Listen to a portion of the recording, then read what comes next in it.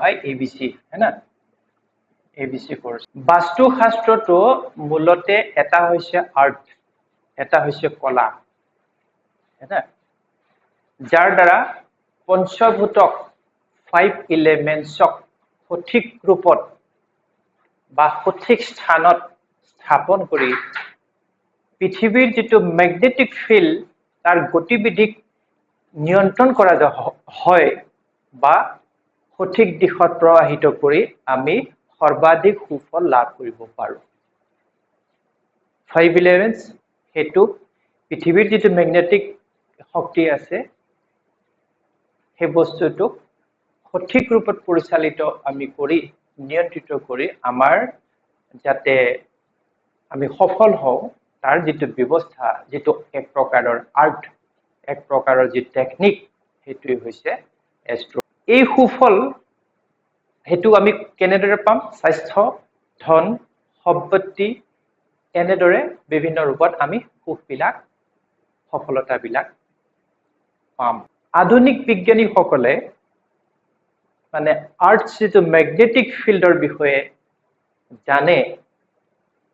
কিছু বছৰ আগতে তেওঁলোকে জানিছিল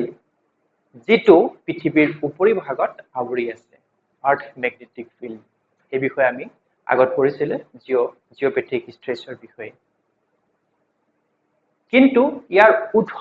বা উৎপত্তি কোৰ পৰা হয় কেনেদৰে হয় সেই বিষয়ে তেওঁলোকে জনা নাছিল তেওঁলোকে নাজানে জনা হলে হয়তো পৃথিৱীত ইমান সমস্যাৰ ত্ৰাস নহলে হেতেন আমাৰ ঋষিমুনি সকলে এই বিষয়ে বহু বছৰ আগতেই জানিছিল বহু যুগৰ আগতেই জানিছিল আৰু ইয়াক কেনেকৈ নিয়ন্ত্ৰিত কৰিব পাৰি বা তাৰ লগত মানুহ বা জীৱ কেনেকৈ খাপ খাই চলিব লাগে সেই বস্তুটো সুন্দৰভাৱে তেওঁলোকে কৌশল আয়ত্ত কৰিব পাৰিছিল ব্ৰহ্মজ্ঞান ব্ৰহ্মতত্ত্বৰ মাধ্যমত আৰু এইটোই হৈছে বাস্তু যাৰ মূল আধাৰ হল পঞ্চভূত বা পঞ্চতত্ত্ব 5 এলিমেন্ট আৰু এই 5 এলিমেন্ট বুলি কলে আমি কি বুজিম মাটি আৰ্থ বায়ু এয়াৰ পানী ওয়াটাৰ অগ্নি ফায়াৰ আকাশ বা মুকলি যাক কোৱা হয় স্পেচ বা আৰ্ট আৰু ক্লিয়াৰ হল ভূমিটো মাটি পৃথিৱী আৰ্থ আৰু স্পেচ মুকলি আকাশ যাক ইথাৰ কোৱা যায় স্পেচ অৰ ইথাৰ এই হল পঞ্চতত্ত্ব আৰু ইয়াৰ লগত আছে মূল দিশকেইটা হেগিটা হৈছে পূব পশ্চিম উত্তৰ দক্ষিণ হেনা তাৰ লগত আছে কি আছে পূব পশ্চিম উত্তৰ দক্ষিণ এই চাৰিটা দিশৰ লগত আৰু চাৰিটা দিশ জয়নিং হৈ আছে যত ইহতৰ মধ্যস্থল হেনা যদি এটো পূব হয় পশ্চিম হয় উত্তৰ হয় দক্ষিণ হয় তেতিয়া হলে ইহতৰ যেটো মধ্যস্থল এটো আছে উত্তৰ পূব যাক ঈশান কোৱা যায় দক্ষিণ পূব যাক আগ্নেয় কোৱা যায় হেনা সাউথ ওয়েস্ট নৈঋত হেনা আৰু বায়ু বা বায়ব্য অৰ্থাৎ এই মুঠ 8টা দিশ বাস্তুৰ লগত উত্তৰপূৰ্তভাৱে জড়িত আছে এই আটাইবিলাক মিলি পঞ্চতত্ত্ব 5টা 5 এলিমেন্টস আৰু এই ডাইৰেকশন এই গীতা আটাইগীতা মিলি বা সংমিশ্ৰণত ঘটি পেলাই উৎপত্তি হোৱা বিষয়টো হৈ গল বাস্তু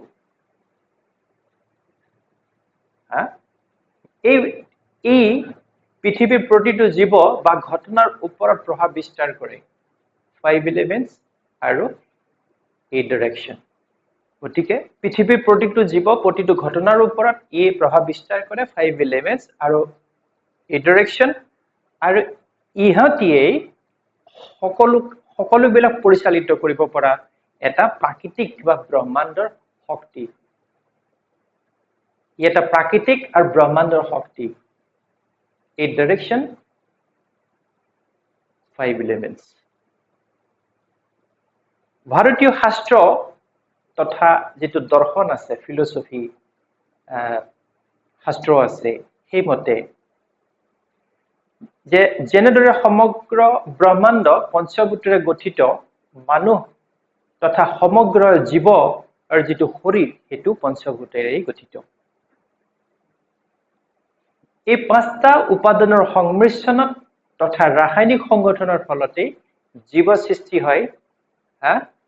আৰু এই জীৱ ক্ৰমশ বিকশিত হ'বলৈ ধৰে সময়ৰ লগে লগে,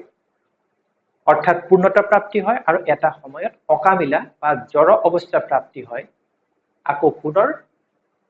ব্ৰহ্মাণ্ডৰ লগত এই পঞ্চতত্ব 5বিধ উপাদান। যিহেতু এই প্ৰতিটো উপাদানত সিহঁতৰ নিজস্ব ধৰ্ম বা শক্তি বা অস্তিত্ব আছে,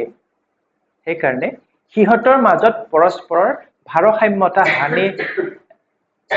হ'ব নালাগে, পৰস্পৰ ভাৰসাম্য হ'ব লাগে। আৰু যদিহে ইহঁতৰ মাজত ভাৰসাম্যতা বেলেঞ্চ যদি ইফাল সিফাল হৈ যায়, ইমবেলেঞ্চ হৈ যায়, পঢ়াটোতা হৈ যায়, তেতিয়াহ'লে মানুহৰ জীৱন দুখ কষ্ট সমস্যা পীড়া ৰোগ অশান্তিৰ দৰে সমস্যাবিলাকৰ সৃষ্টি হয় আৰু তাৰ গ্ৰাসত সোমাই যায়।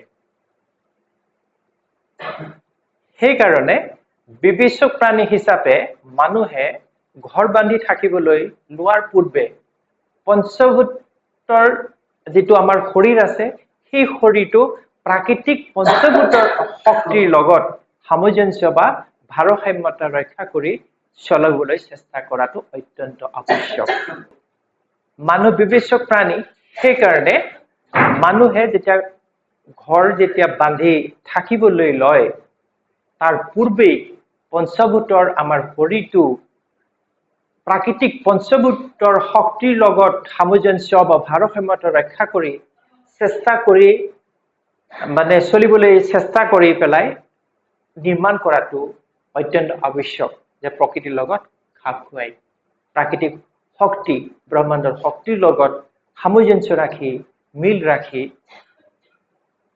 চলাৰ যিটো আমি প্ৰয়াস বা চেষ্টা, সেইটো পূৰ্বেই কৰাটো আৱশ্যক। ইয়াৰ বিপৰীতে জীৱ হিচাপে মানুহ ব্ৰহ্মাণ্ডৰ এই চূড়ান্ত শক্তিৰ মাজত বৰ্তি থকাটো সম্ভৱ নহয়।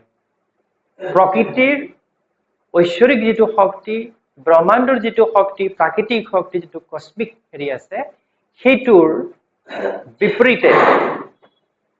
মানুহ চলাটো সম্ভৱ।